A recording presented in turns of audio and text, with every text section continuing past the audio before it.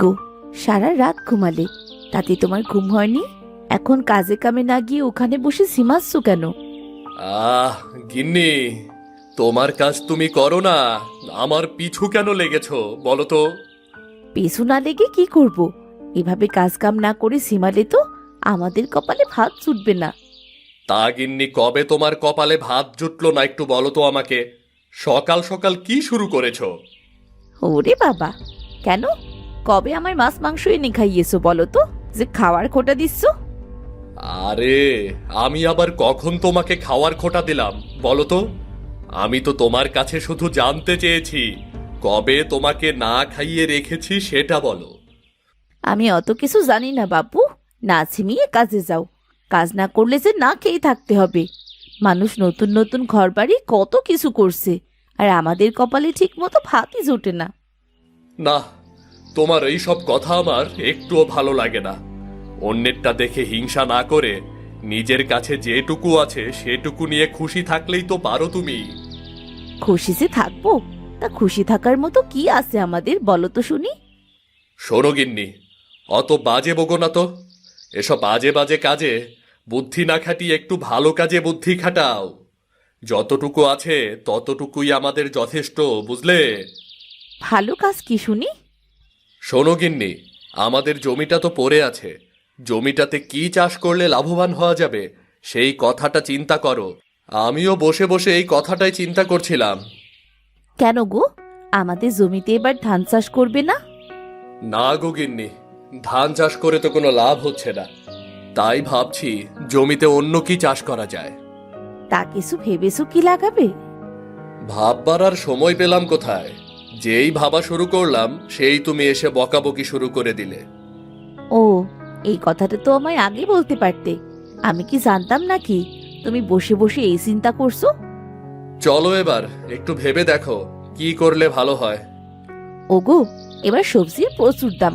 তুমিই তো বলো বাজারে গিয়ে সবজির গায়ে হাত দেওয়া যায় না। তাহলে আমাদের জমিতে না হয় তুমি কিছু সবজি চাষ করো। হ্যাঁ গিন্নি, বুদ্ধিটা তো ভালো। তা কি চাষ করব বলো? ওগো, আমাদের জমিতে পেঁপে চাষ করো। আমাদের গ্রামে তো কেউ পেঁপে চাষ করে না, আর পেঁপের দামও অনেক বেশি। হ্যাঁ গো গিন্নি, দেখি। পেঁপে গাছ তো নরম, অল্পতেই গাছ মরে যায়। হ্যাঁ গো, তা আমি জানি। শোনো, একটু বুদ্ধি করে লাগালেই হবে। গাছের ঠিক মতো দেখাশোনা করতে হবে, সকল ধরনের যত্ন নিতে হবে। পেঁপে গাছের গোড়ায় পানি জমতে দেয়া যাবে না।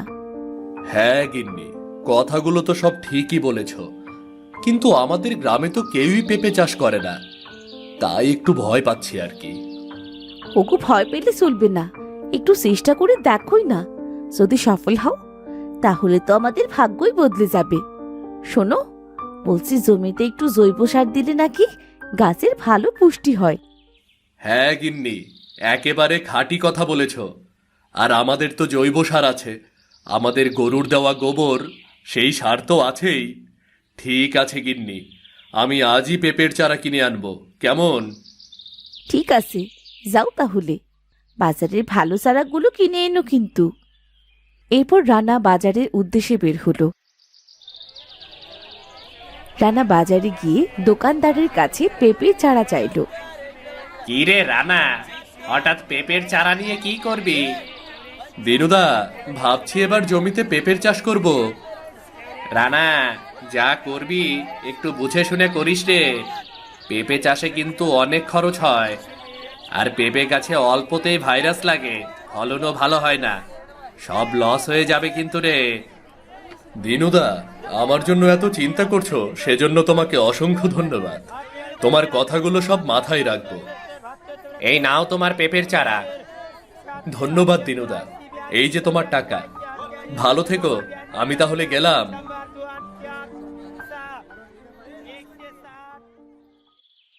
রানা চান পায়ে হেঁটে বাড়ি থেকে আসতে লাগলো।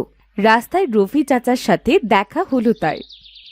আরে রানা যে, কেমন আছ? এমন ব্যস্ত পায়ে হাইটে হাইটে কোথায় যাইতাছ? এই তো চাচা, ভালো আছি, একটু বাড়ির দিকে যাচ্ছি। ও, তা তোমার হাতে কিসের চারা ওইগুলা? চাচা, আমার হাতে পেঁপের চারা। এবার ভাবছি জমিতে পেঁপের চাষ করব। যে ফসল করি তাতে তো কোনো লাভই হয় না। শুনেছি পেঁপে চাষে নাকি অনেক লাভ হয়। হ্যাঁ, চাষ করতে পারলে তো লাভ হয়ই, কিন্তু পেঁপে গাছের পেছনে অনেক কষ্ট করতে হয়। আর পেঁপে গাছেরও রোগ বালাইটা বেশি, বুঝলা? হ্যাঁ চাচা, তা তো জানি। দেখি একবার চেষ্টা করে যদি সফল হতে পারি। হ্যাঁ রানা, যদি একবার সফল হইতে পারো তাহলে তুমি আমাদের গ্রামের শ্রেষ্ঠ চাষি হইবা, বুঝলা? হ্যাঁ চাচা, দোয়া করবেন। আমি তাহলে আসি। হ্যাঁ, এসো বাবা, এসো এসো।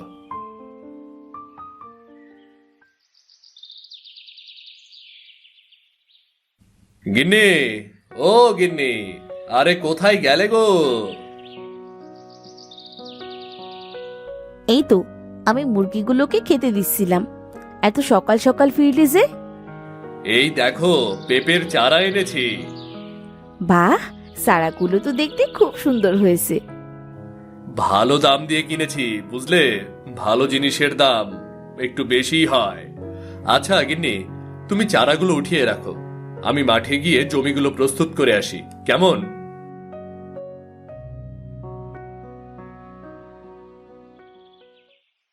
রানা জমিটা সুন্দর করে চাষ দিয়ে তাতে পেঁপে চারাগুলো লাগিয়ে দিল। সে পেঁপে গাছের চারাগুলোকে রোজ যত্ন করতে লাগলো। দেখতে দেখতে চারাগুলো বেশ বড় হলো। কিছুদিন পর, গিন্নি, দেখতে দেখতে পেঁপের চারাগুলো বেশ বড় হয়ে গেছে। তাই নাকি?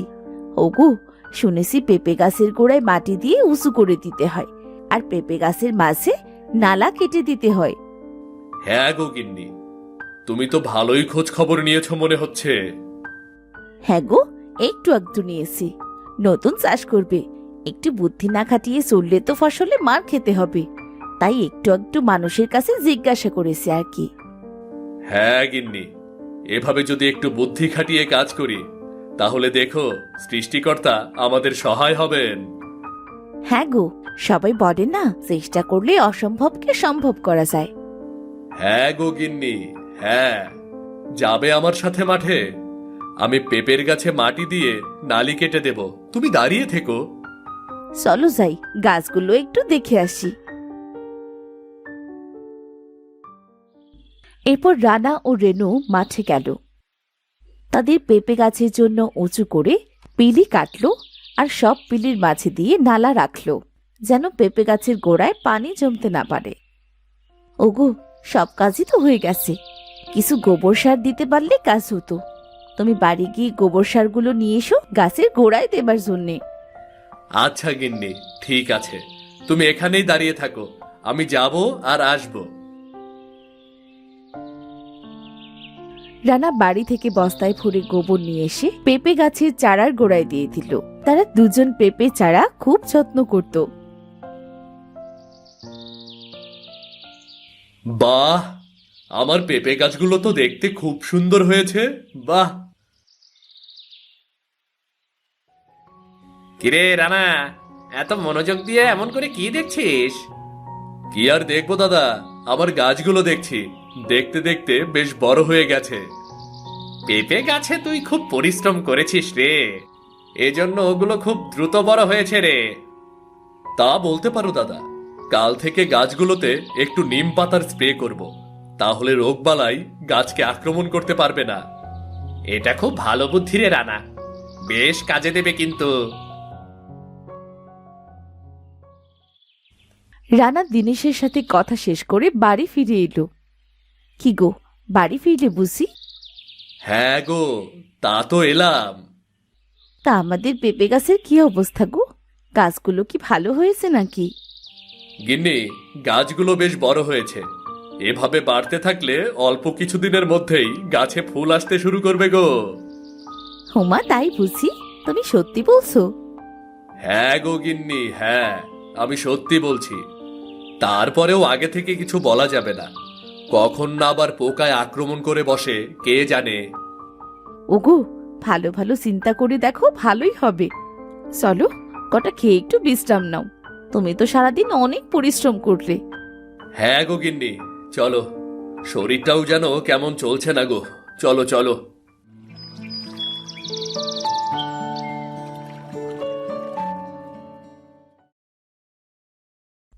পরের দিন সকালে রানা ঘুম থেকে উঠে রেনুকে ডাকতে লাগলো। গিন্নি, ও গিন্নি, আরে তোমার কি হলো নাকি? হ্যাঁ গো, আসছি, বাসনগুলো ধুয়েই আসছি। আমাকে কটা ভাত গুছিয়ে দাও, আমি মাঠে গিয়ে খেয়ে নেব। তারপর তুমি সারাদিন টুকটুক করে কাজ করে নিও, কেমন? কেন, মাঠে আবার ভাত নেবে কি করতে? না গো, এত সকালে খেতে ইচ্ছে করে না। কিছুক্ষণ কাজ করে তারপর খেয়ে নেব। আচ্ছা দিচ্ছি, তুমি বসতে লাগো, আমি খাবার নিয়ে আসি।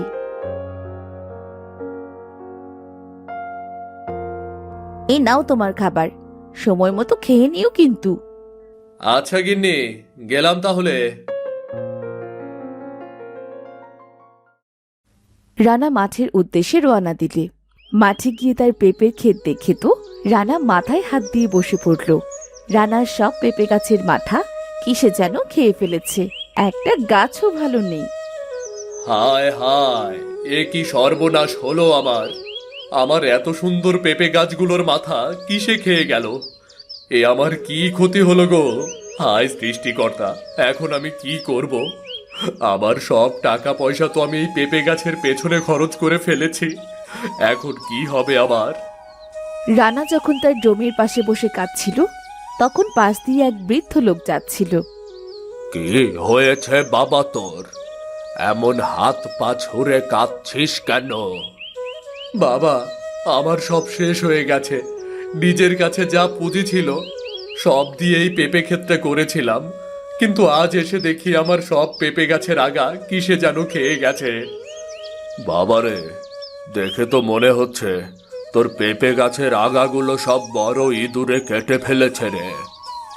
কিন্তু আমি তো পেঁপে গাছগুলো লাগানোর আগে সব ইঁদুরের গর্তগুলো বন্ধ করে দিয়েছিলাম। এগুলো যে সে ইঁদুর নয় রে, এগুলো হলো রাক্ষসে ইঁদুর, বুঝলি? সব ধ্বংস করে দেয়। এরা যার খেতে লাগে তার ক্ষেতের সব ফসল নষ্ট করেই ছাড়ে। এমন করে বলবেন না, সব গাছ নষ্ট হয়ে গেলে তো আমি একেবারেই শেষ হয়ে যাব। আমার গাছের পেছনে আমি আর আমার গিন্নি অনেক কষ্ট করেছি, আমাদের জীবনের সব পুঁজি লাগিয়ে দিয়েছে এখানে। বাবা, এর থেকে বাঁচার কি আর কোনো উপায় নেই? আছে রে বাবা, আছে, কিন্তু সে পথ অনেক কঠিন রে। রাক্ষসে ইঁদুরকে আহ্বান করতে হবে। যদি তারা আমাদের আহ্বানে সাড়া দেয় তারপরেই কিছু হতে পারে। বাবা, বাবা, আপনার কি হলো? হায় হায়, এখন আমি কি করব? এনার আবার কি হলো? রানা তাড়াতাড়ি করে পানি ছিটা দিতে লাগলো। কিছুক্ষণ পর বৃদ্ধের জ্ঞান ফিরে আসলো। এখন কি আপনি ঠিক আছেন বাবা? হ্যাঁ রে বাবা, একদমই ঠিক আছি। বাছা, তোকে ধন্যবাদ, তুই আবার প্রাণ বাঁচালি। বাবা, আপনার কি হয়েছিল? বাবা, আমি এক সাধু, আবার এই পৃথিবীতে কেউ নেই। বনে বাদরে ঘোরায় আমার কাজ, ঠিক মতো খাওয়া দাওয়া করতে পারি না। আজ কটা দিন ধরে পেটে একটু দানা পানিও পড়েনি, তাই হয়তো মাথা ঘুরে পড়ে গিয়েছিলাম। বাবা, আপনি এখানে বসুন আর এই খাবারগুলো খেয়ে নিন। এটা তো তোর খাবার, আমাকে দিলে তুই কি খাবি? আমি বাড়ি গিয়ে খেয়ে নেব, আপনি খেয়ে নিন তো। ঠিক আছে, তাহলে দে।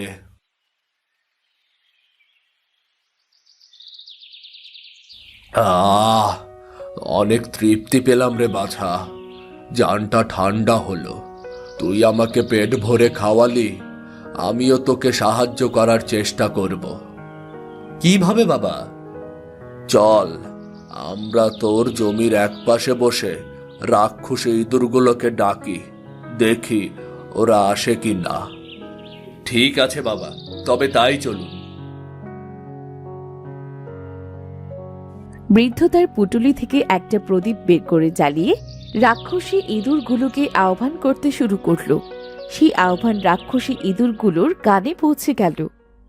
হ্যাঁ, কে কে এই সকাল সকাল আমাকে ডাকা শুরু করলো? সারা রাত কাজ করে মাত্র ঘুমালাম, আর এখন এইসব জ্বালা আর ভাল লাগে না। আহ, গিয়ে দেখি কে ডাকে, না হলে তো আবার শান্তিতে থাকতেও দেবে না।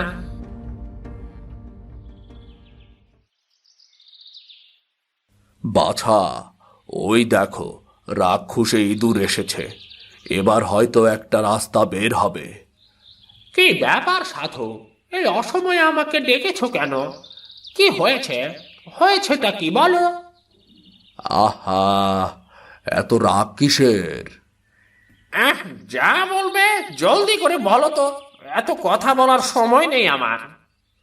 তোমরা এই জমিতে থাকো, এই জমির মালিকের এত বড় সর্বনাশ কেন করছো তোমরা? জমির গাছগুলোর মাথা কেটে খেয়ে ফেলছো কেন তোমরা, বলো? আমাদের খিদে লেগেছে, তাই আমরা গাছের কচি পাতাগুলো খেয়ে ফেলেছি। তোমরা জানো ওই জমির গাছ বড় করতে একটা মানুষের কত কষ্ট হয়, কত টাকা খরচ হয়, সেটা কি তোমরা জানো? তোমরা তো শুধু নিজের চিন্তা করো, জমির মালিকের চিন্তা তো আর করো না। তোমরাও তো সবসময় শুধু নিজেদের চিন্তা করো। তোমরা কি কখনো আমাদের চিন্তা করেছো? করো কোনো দিন? আমরা কি খাবো কি খাবো না, কোথায় থাকবো না থাকবো, কোনো চিন্তা করো? তাহলে আমরা কেন তোমাদের চিন্তা করব, বলো দেখিনি? আমরা কিভাবে তোমাদের চিন্তা করব? আমরা কি খাবো সেটার ব্যবস্থা করে দাও, তাহলে আমরা আর তোমাদের খাবার খাবো না, বুঝলে তো? আচ্ছা ইঁদুর সর্দার, আমি যদি তোমাদের খাবার দেই তাহলে তোমরা আমার গাছ খাবে না তো? না না না না না, তোমরা যদি আমাদের সাহায্য করো তাহলে আমরা তোমাদের কোনো ক্ষতি করব না, কোনো গাছও খাবো না। না না, শুধু কথা বললে হবে না, আমাদের কথা দিতে হবে। তোমরা এই জমির আর কোনো ক্ষতি করবে না। আমি কথা দিলাম, তোমরা যদি আমাদের খাবারের ব্যবস্থা করে দাও তাহলে আমরা তোমাদের কোনো ক্ষতি করব না, বরং আমরা তোমাদের আরো উপকার করব। তোমাদের গাছের জন্য আমরা আমাদের জাদুর মাটি দেব, বুঝলে? ঠিক আছে, তোমরা একটা কোণে গর্ত করে রাখো, আমি প্রতিদিন তোমাদের সেখানে খাবার দিয়ে যাব, কেমন? ঠিক আছে, তুমি তোমার কথা রেখো, আমিও আমার কথা রাখবো। আমি তাহলে গেলাম। বাবা, আপনাকে অনেক অনেক ধন্যবাদ। আপনি আমার বড্ড বড় উপকার করলেন। বাবা, আমি তাহলে যাই ইঁদুরের জন্য খাবার আনতে। ঠিক আছে, যা তাহলে। আমিও গেলাম, বেঁচে থাকলে আবার দেখা হবে। বৃদ্ধ চলে গেলে রানা বাড়ি ফিরে কিছু ধান নিয়ে আসলো। ধান এনে তার জমির চারপাশে গর্ত খুঁজতে লাগলো। অবশেষে সেই ইঁদুরের গর্ত খুঁজে পেয়ে তার মধ্যে ধান ঢেলে দিল। শোনো, তুমি আমার কথা রেখেছ, আমরাও আমাদের রাতের মধ্যেই কাজ শেষ করব। ঠিক আছে বন্ধু, আমি তাহলে এখন বাড়ি গেলাম। শোনো সব ইঁদুরেরা, আজ থেকে এই জমির কিভাবে ভালো করা যায় আমরা সেই চেষ্টাই করব।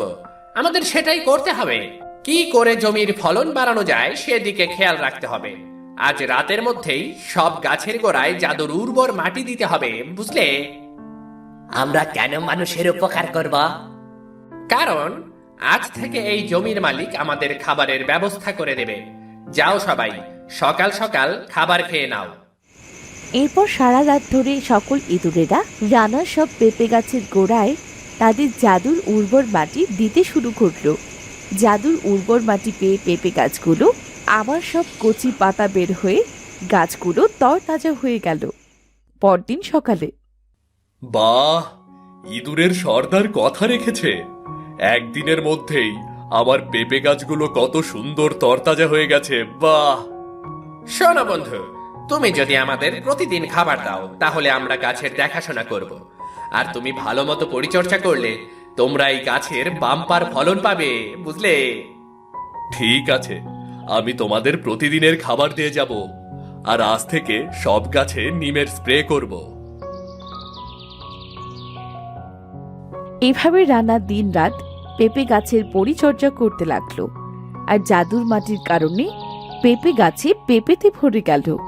একটা গাছে অনেক পেঁপে ধরলো। আরে রানা, তোমার পেঁপে গাছে তো প্রচুর ফলন হয়েছে। এমন তো আমি আমার বয়সে কোনোদিন দেখিনি গো। তুমি তো আমাদের গ্রামের সফল চাষি।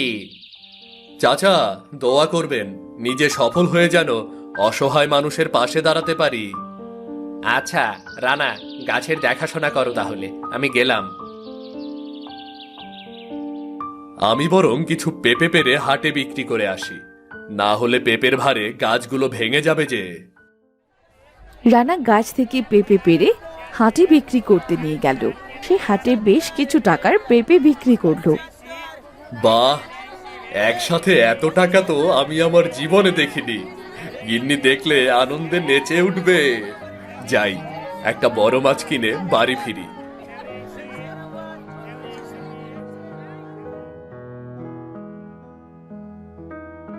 গিন্নি, ও গিন্নি, কোথায় তুমি? এদিকে এসো। কি গো, কি হলো? এই নাও, আজ আমাদের পেঁপে বাগানের প্রথম পেঁপে বিক্রি করলাম। এই টাকাগুলো রাখো। ওগো, এত টাকা! বাহ, এত টাকা তো আমার জন্মেও আমি দেখিনি। গিন্নি, সবে তো শুরু। জমিতে আরো কত পেঁপে আছে তার কোনো হিসাব নেই গো।